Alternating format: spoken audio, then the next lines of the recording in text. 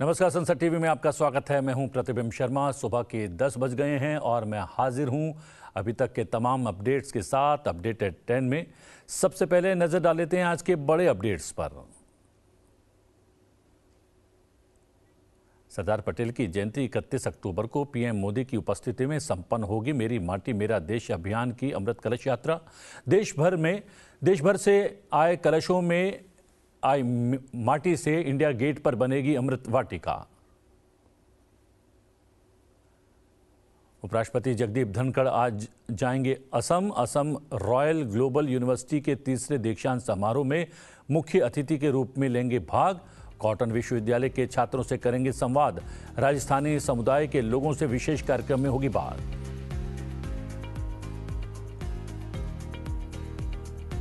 विदेश मंत्री एस जयशंकर ने कहा, विदेश में रहने वाले भारतीयों की सुरक्षा मोदी सरकार की प्राथमिकता। 2015 से अलग अलग देश में फंसे भारतीयों को निकालने के लिए हर साल चलाया गया ऑपरेशन। इजराइल से भारतीयों को निकालने के लिए ऑपरेशन अजय भी सफलतापूर्वक जारी।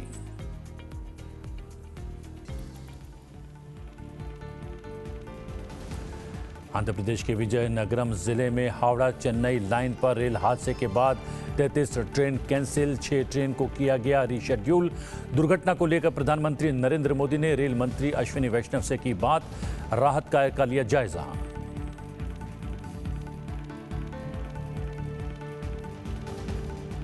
वनडे क्रिकेट विश्व कप में भारत की लगातार छठी जीत। लो स्कोर मैच में इंग्लैंड को 100 रनों से हराया। 87 रनों की पारी खेलने वाले कप्तान रोहित शर्मा को मैन ऑफ द मैच।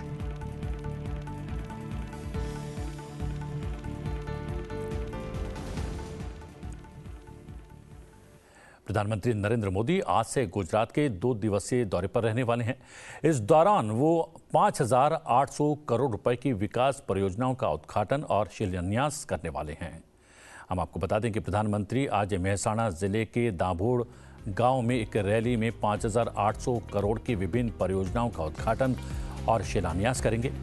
इसमें मेहसाणा और अहमदाबाद जिलों में 2 रेलवे परियोजनाएं शामिल हैं, जिसमें 77 किलोमीटर लंबा पश्चिमी माल गलियारा खंड और वीरम गांव से सामखियाली तक 182 किलोमीटर लंबी रेल लाइन का डबल ट्रैक भी शामिल है। इसके अलावा वो Gujarat railway infrastructure development corporation की एक परियोजना भी लॉन्च करने वाले हैं। इसके साथ ही प्रधानमंत्री झीलों को फिर से भरने और साबरमती नदी पर बनने वाले बैराज और महिसागर जिले में पनाम जलाशय आधारित लिफ्ट सिंचाई से संबंधित परियोजनाओं को भी समर्पित करेंगे। पीएम एकता नगर में विकास परियोजनाओं और पर्यटन सुविधाओं का उद्घाटन करेंगे। इसमें 30 ई बसें, एक public bike sharing program, Gujarat Gas Limited की तरफ से बनाई गई सिटी गैस का वितरण, साथ ही एकता नगर आने वाले पर्यटकों के लिए परिवहन को सुव्यवस्थित करने के लिए गोल्फ कार्ट शामिल है। इसके अलावा प्रधानमंत्री 98 कॉमन फाउंडेशन कोर्स के अधिकारी प्रशिक्षुओं से बात करेंगे और उनको संबोधित करेंगे। प्रधानमंत्री नरेंद्र मोदी मंगलवार को राष्ट्रीय एकता दिवस पर मेरा युवा भारत संगठन का शुभारंभ करने वाले हैं। प्रधानमंत्री ने कहा कि इससे युवाओं को राष्ट्र निर्माण में सक्रिय भूमिका निभाने का अवसर मिलेगा। प्रधानमंत्री ने स्पष्ट किया कि अमृत कलश यात्रा इस महीने की 31 तारीख को दिल्ली में कर्तव्य पथ पर संपन्न होगी। मन की बात कार्यक्रम में उन्होंने ये भी कहा कि इस यात्रा के लिए देश के कोने कोने से संग्रह की गई मिट्टी अब दिल्ली पहुंच रही है। उन्होंने कहा कि इस मिट्टी को एक विशाल भारत कलश में रखा जाएगा और इसी पवित्र मिट्टी से दिल्ली में अमृत वाटिका का निर्माण होगा। हर साल 31 अक्टूबर को गुजरात में स्टैच्यू ऑफ यूनिटी पर एकता दिवस से जुड़ा मुख्य समारोह होता है। इस बार इसके अलावा दिल्ली में कर्तव्य पथ पर एक बहुत ही विशेष कार्यक्रम आयोजित हो रहा है। आपको याद होगा, मैंने पिछले दिनों देश के हर गांव से, हर घर से मिट्टी संग्रह करने का आग्रह किया था। हर घर से मिट्टी संग्रह करने के बाद उसे कलश में रखा गया और फिर अमृत कलश यात्राएं निकाली गई। देश के कोने कोने से एकत्रित की गई ये माटी, ये हजारों अमृत कलश यात्राएं अब दिल्ली पहुंच रही है।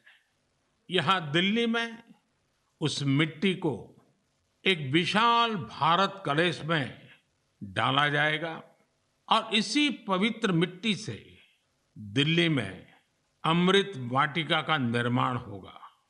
यह देश की राजधानी के हृदय में अमृत महोत्सव की भव्य विरासत के रूप में मौजूद रहेगी। 31 अक्टूबर को ही देश भर में पिछले 2.5 साल से चल रहे आजादी के अमृत महोत्सव का समापन होगा। आप सभी ने मिलकर इसे दुनिया में सबसे लंबे समय तक चलने वाले महोत्सव में से एक बना दिया। प्रधानमंत्री ने जानकारी उपलब्ध करवाते हुए कहा कि मेरा युवा भारत नामक राष्ट्रव्यापी संगठन की नींव रखी जा रही है। इस संगठन से युवाओं को राष्ट्र निर्माण के आयोजनों में सक्रिय भूमिका निभाने का अवसर मिलेगा। प्रधानमंत्री ने इसके लिए युवाओं से mybharat.gov.in पर पंजीकरण करने और विभिन्न कार्यक्रमों के लिए साइन अप करने की अपील की। इस वेबसाइट की शुरुआत शीघ्र ही की जा रही है। प्रधानमंत्री मोदी ने कहा कि लौह पुरुष पटेल को 580 से अधिक रियासतों के जोड़ने में उनकी अतुलनीय भूमिका के लिए हमेशा स्मरण किया जाता है। प्रतिवर्ष 31 अक्टूबर को उनकी जयंती पर मुख्य आयोजन गुजरात में स्टैच्यू ऑफ यूनिटी पर किया जाता है। प्रधानमंत्री ने लोगों से इस अवसर पर रन फॉर यूनिटी यानी कि एकता दौड़ का आयोजन करने और इसमें बड़ी संख्या में शामिल होने की अपील की। 31 अक्टूबर का दिन हम सभी के लिए बहुत विशेष होता है। इस दिन हमारे लौह पुरुष सरदार वल्लभ भाई पटेल की जन्म जयंती मनाते हैं।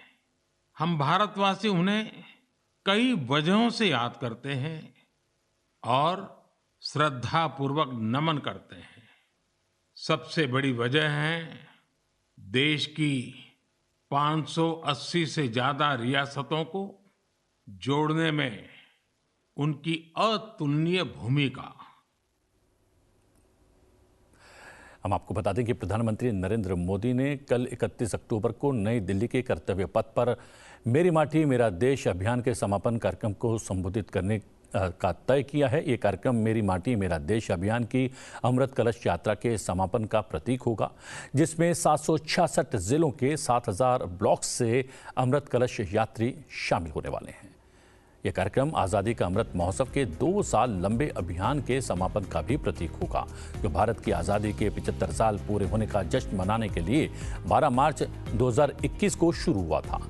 36 राज्यों और केंद्र शासित प्रदेशों से 17,000 से अधिक अमृत कलश यानी कि राष्ट्रीय राजधानी पहुंच रहे हैं। आज सभी राज्य अपने अपने ब्लॉक्स और शहरी स्थानीय निकायों का प्रतिनिधित्व करते हुए एक भारत श्रेष्ठ भारत की भावना को दर्शाते हुए अपने अपने कलश से मिट्टी को एक विशाल अमृत कलश में डालेंगे। 31 अक्टूबर की शाम को प्रधानमंत्री नरेंद्र मोदी अमृत कलश यात्रियों और राष्ट्र को संबोधित करेंगे और देश के लिए अपने प्राण न्यौछावर करने वाले वीरों को याद करेंगे। कार्यक्रम के दौरान प्रधानमंत्री इलेक्ट्रॉनिक माध्यम से इंडिया गेट के पास अमृत वाटिका की आधारशिला रखेंगे। सितंबर को दूसरे चरण में अमृत कलश यात्रा का शुभारंभ किया गया, जिसके अंतर्गत देश के कोने कोने से अमृत कलश में मिट्टी और चावल एकत्रित किए जा रहे हैं, जो गांवों, ब्लॉक्स और राज्य स्तर से होते हुए देश की राजधानी दिल्ली पहुंचेंगे। इन अमृत कलशों में एकत्र की गई मिट्टी से कर्तव्य पथ, इंडिया गेट में अमृत वाटिका और आजादी का अमृत महोत्सव स्मारक का निर्माण किया जाएगा, जिसका प्रधानमंत्री नरेंद्र मोदी जी के कर कमलों द्वारा उद्घाटन किया जाएगा।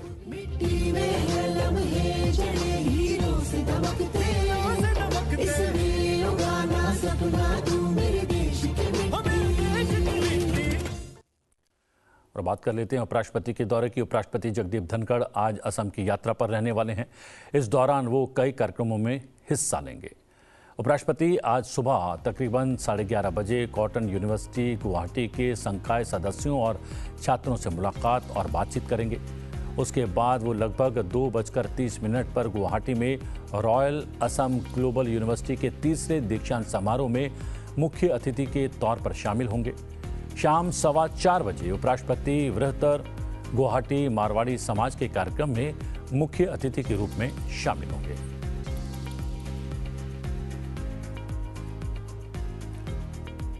उपराष्ट्रपति जगदीप धनखड़ ने कहा है कि विशेष आवश्यकता वाले बच्चों के लिए गरिमापूर्ण जीवन सुनिश्चित करने के लिए सभी को एक साथ मिलकर प्रयास करने चाहिए ताकि वो समाज में समावेशन की भावना हासिल कर सके। उन्होंने ऐसे बच्चों के लिए एक ऐसे भविष्य बनाने की भी अपील की जहां हम उनके जीवन को सुरक्षित और सार्थक बना सकें। रविवार को नई दिल्ली में हिगाशी ऑटिज्म स्कूल के उद्घाटन समारोह में एक सभा को संबोधित करते हुए उपराष्ट्रपति ने कहा कि वो मां ही हैं जो विशेष ज़रूरतों वाले बच्चों के विकास को सुनिश्चित करने के लिए हर सुविधा का त्याग करते हुए सभी जिम्मेदारी अपने कंधों पर लेती है। इसीलिए उन्होंने पुरुष वर्ग से अपने जीवन साथी के साथ कंधे से कंधा मिलाकर काम करने का आह्वान किया।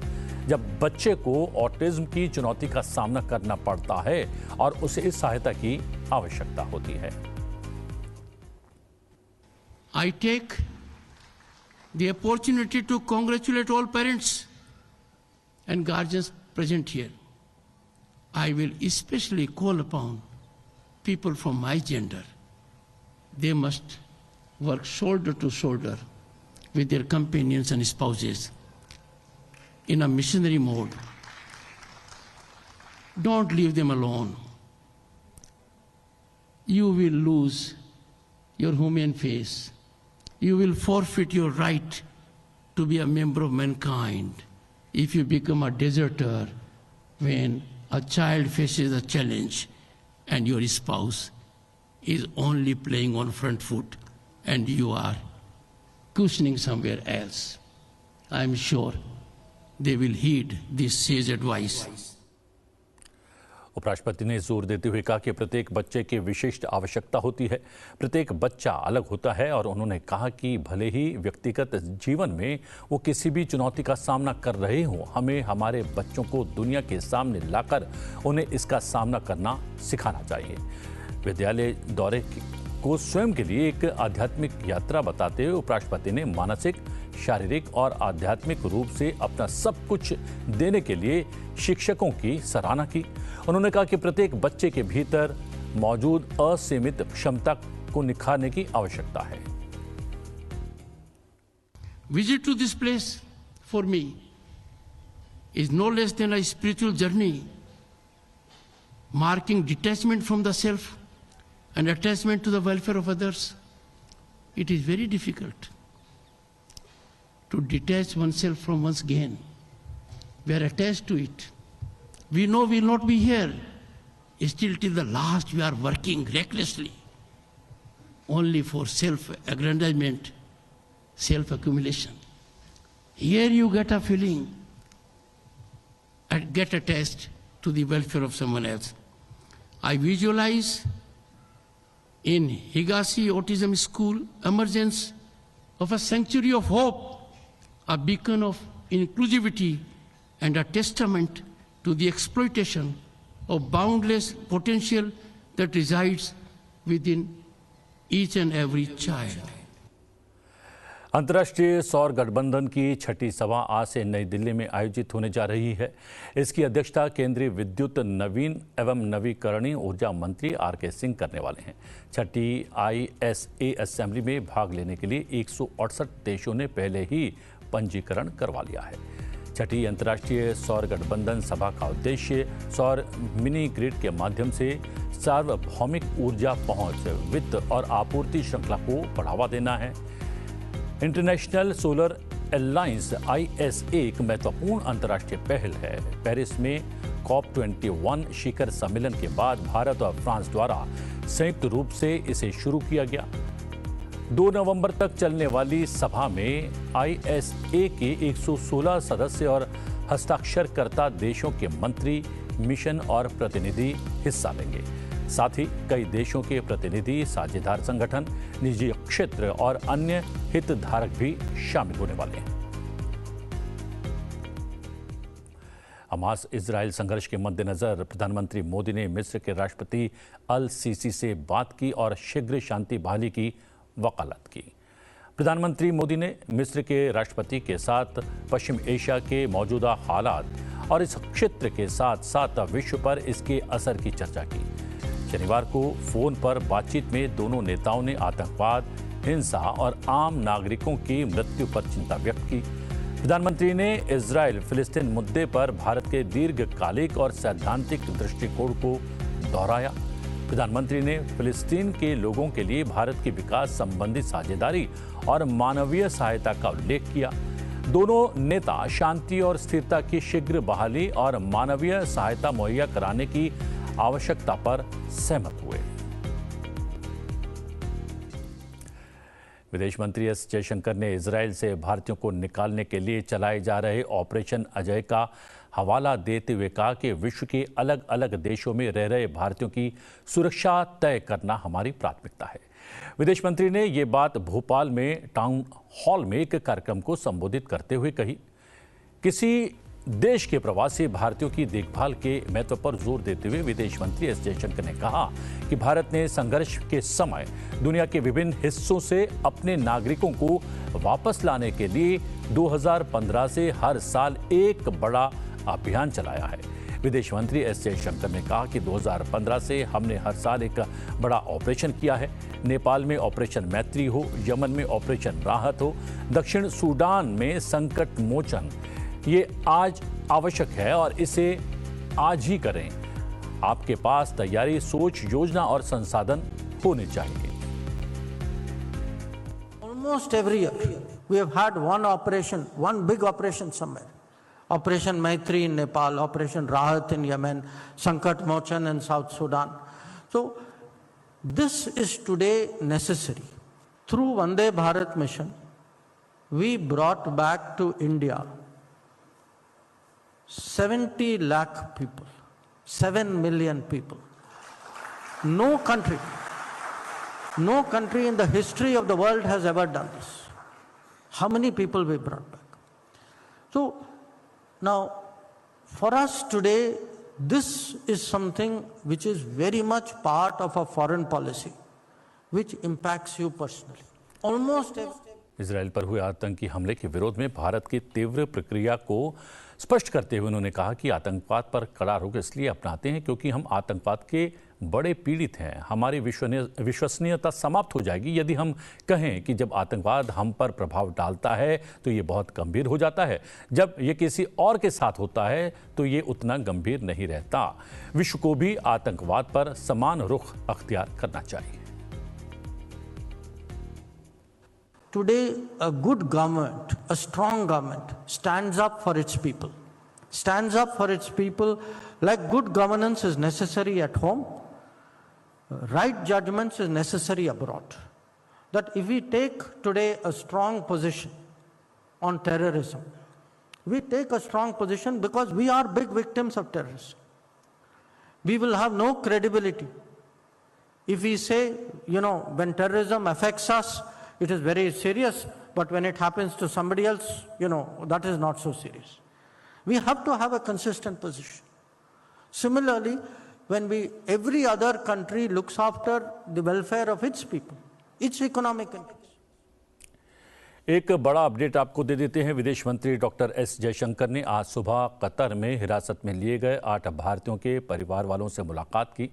इस दौरान विदेश मंत्री ने इस बात पर जोर दिया कि सरकार इस मामले को बहुत ही महत्व दे रही है और इसे गंभीरता से ले रही है। विदेश मंत्री ने परिवारों की चिंताओं और दर्द को साझा किया। विदेश मंत्री ने कहा कि सरकार उनकी रिहाई सुनिश्चित करने के लिए सभी प्रयास करना जारी रखेगी। मध्य प्रदेश विधानसभा चुनाव के लिए नामांकन पत्र भरने की आज आखिरी तारीख है। वहीं छत्तीसगढ़ में दूसरे दौर के चुनाव के लिए भी नामांकन आज तक भरे जाएंगे। उम्मीदवार दोपहर 3 बजे तक नामांकन जमा कर सकते हैं। कल नामांकन की जांच होगी। मध्य प्रदेश में सभी 230 निर्वाचन क्षेत्रों के लिए 17 नवंबर को मतदान होना है। छत्तीसगढ़ में दूसरे चरण के लिए नामांकन की आज आखिरी तारीख है। कल नामांकन जांच के बाद उम्मीदवारी वापस लेने की अंतिम तिथि 2 नवंबर है। छत्तीसगढ़ की 60 सीटों पर 17 नवंबर को मतदान होगा। राजस्थान चुनाव के लिए आज अधिसूचना जारी होगी। इसके साथ नामांकन भरने की प्रक्रिया शुरू हो जाएगी। नामांकन की अंतिम तिथि 6 नवंबर है। राजस्थान में सभी 200 निर्वाचन क्षेत्रों के लिए 23 नवंबर को मतदान होगा।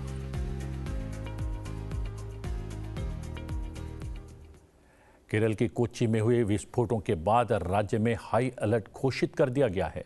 इन विस्फोटों में 3 लोगों की मौत हो गई है और 45 अन्य घायल हो गए हैं। घायलों को अलग अलग अस्पतालों में भर्ती कराया गया है, जिनमें 5 की हालत गंभीर बताई जा रही है।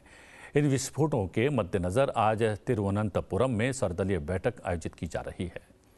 ये विस्फोट रविवार सुबह कलामसेरी स्थित कन्वेंशन सेंटर में ईसाई धार्मिक समूह यहोवा विटनेसेस की प्रार्थना सभा में हुआ।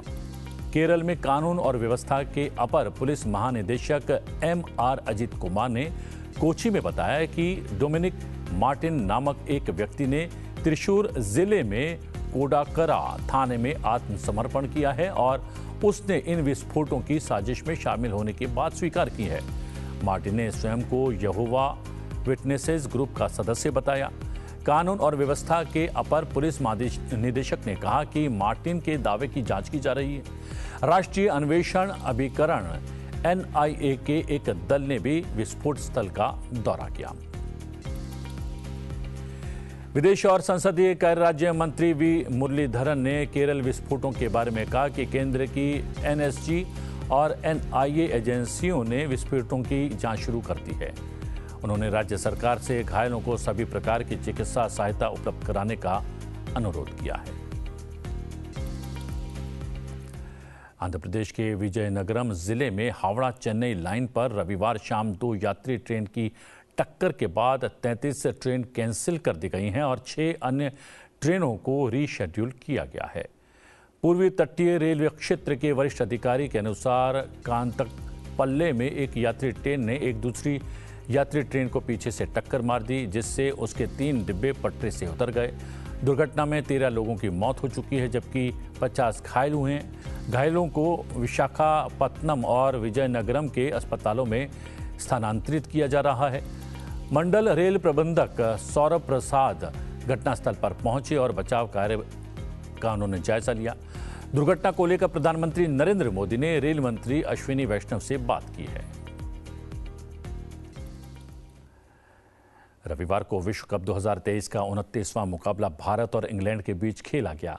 लखनऊ में खेले गए इस मैच में भारत ने इंग्लैंड को 100 रनों से हराते हुए अपना अजेय अभियान जारी रखा है। इस विश्व कप में यह भारत की लगातार 6ठी जीत है। भारत ने पहले बल्लेबाजी करते हुए निर्धारित 50 ओवर्स में 9 विकेट पर 229 रन बनाए।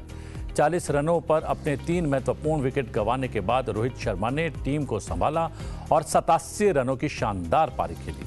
रोहित शर्मा के आउट होने के बाद सूर्य कुमार यादव ने 49 रन बनाकर टीम के स्कोर को सम्मानजनक स्थिति में पहुंचाया। इंग्लैंड की ओर से डेविड विले ने 10 ओवर में 45 रन देकर 3 विकेट लिए।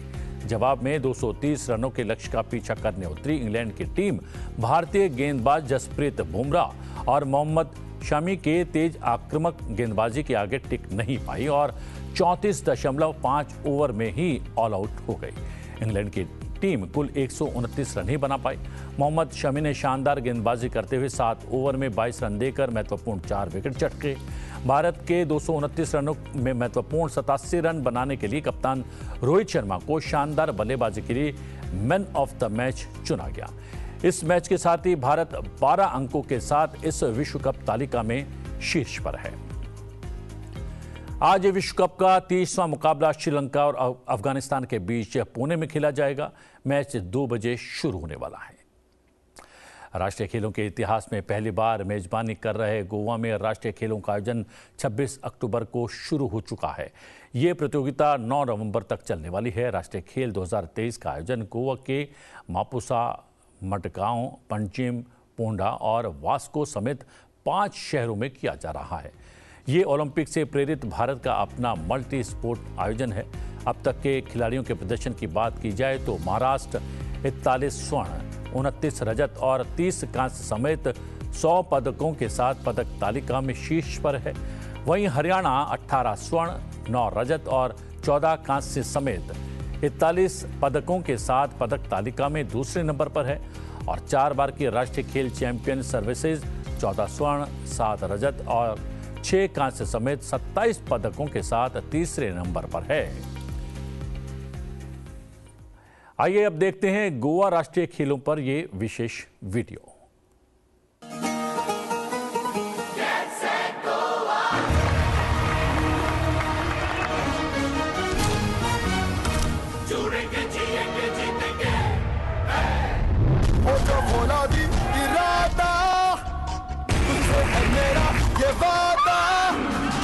ऐसी तू लिख दे कहानी, हो जाए दीवानी। तो जीतेगा, तो जीतेगा, तो जीतेगा, जीतेगा, जीतेगा। तो खेल ऐसा खेल, तो खेल ऐसा खेल, जैसा कोई भी खेला ना हो। तो खेल ऐसा खेल, तो खेल ऐसा खेल, जैसा कोई भी खेला ना हो। खेलेंगे जिम्मेदारी से, हम आए हैं तैयारी से, हिम्मत ना कभी हारेंगे, कुछ भी हो बाजी मारेंगे। और अब बात करते हैं आज के दिन से जुड़े इतिहास की और जानते हैं आज के दिन से जुड़ी मुख्य घटनाओं के बारे में। 30 अक्टूबर साल 1909 को होमी जहांगीर भाभा का जन्म बंबई यानी आज के मुंबई में हुआ। वे भारत के एक प्रमुख वैज्ञानिक थे जिन्होंने भारत के परमाणु ऊर्जा कार्यक्रम की कल्पना की। उन्होंने मुट्ठी भर वैज्ञानिकों की सहायता से साल 1944 में नाभिकीय ऊर्जा पर अनुसंधान आरंभ किया। उन्हें architect of Indian atomic energy program भी कहा जाता है। भारत को परमाणु शक्ति बनाने के लिए उन्होंने साल 1945 में Tata institute of fundamental research TIFR की स्थापना की। 30 अक्टूबर साल 1883 को महर्षि स्वामी दयानंद सरस्वती का निधन हुआ। वे आधुनिक भारत के महान चिंतक, समाज सुधारक और आर्य समाज के संस्थापक थे। वेदों के प्रचार और आर्यावर्त को स्वतंत्रता दिलाने के लिए उन्होंने मुंबई में आर्य समाज की स्थापना की। उन्होंने वेदों की सत्ता को सदा सर्वोपरि माना। उनका प्रमुख नारा था वेदों की ओर लौटो। स्वामी दयानंद के प्रमुख अनुयायियों में लाला हंसराज ने उनकी स्मृति में दयानंद एंग्लो वैदिक कॉलेज की स्थापना की। भारत में फेस्टिव सीजन शुरू हो चुका है। सात समंदर पार भी भारतीय त्योहार की रौनक नजर आ रही है। दिवाली का जश्न मनाने के लिए रविवार को लंदन के ट्राफल्गर स्क्वायर पर बड़ी संख्या में लोग एकत्रित हुए। लंदन के मेयर सादिक खान ने भी इस दिवाली सेलिब्रेशन में हिस्सा लिया और भारतीय गीत, संगीत और नृत्य के साथ साथ खान पान का भी लुत्फ लिया। चलते चलते आपको छोड़े जाते हैं इस विशेष झलक के साथ। मुझे दीजिए आगे, बने रहिए सनसद टीवी के साथ। नमस्कार।